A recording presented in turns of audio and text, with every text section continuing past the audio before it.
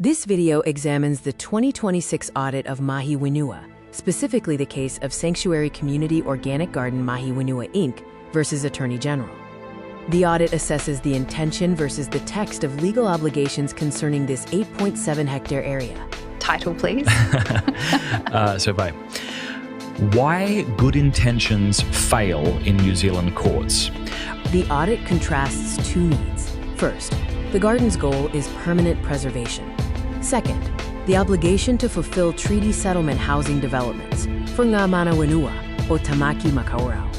In 2024, the Society lodged a caveat against the Crown's title, freezing the housing development. Their claim relied on a single paragraph in a March 2018 variation agreement, Clause 25.4. Clause 25.4 states that the purchaser acknowledges the cultural and historical significance and agrees to consult with various groups in documenting an arrangement for the ongoing use and preservation of the gardens.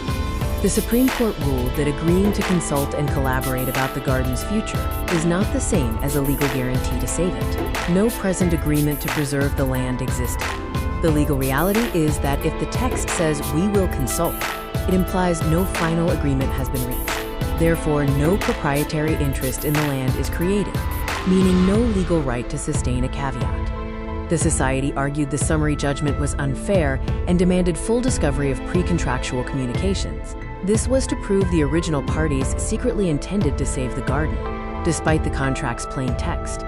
The 2026 Rule of Proportionality under Rules 1.2 and 1.2a strictly forbids massive, expensive investigations if the contract's plain text is already perfectly clear. Digging up old emails would violate cost and time efficiency objectives. The old system of exhaustive litigation led to delays and millions in costs. The new 2026 Evidence First model relies on the clear meaning of the primary document, resulting in rapid dispute resolution. The central legal irony here is that the promise to talk about saving the garden was the exact proof that the garden wasn't saved. Clause 25.4 proved no concrete agreement to preserve the land existed in the present.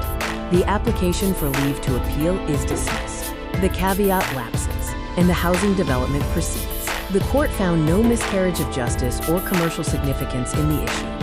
In the 2026 Evidence First landscape, good intentions and historical significance cannot override the plain English of a contract. If you want a garden preserved, the contract must explicitly say preserve, not consult.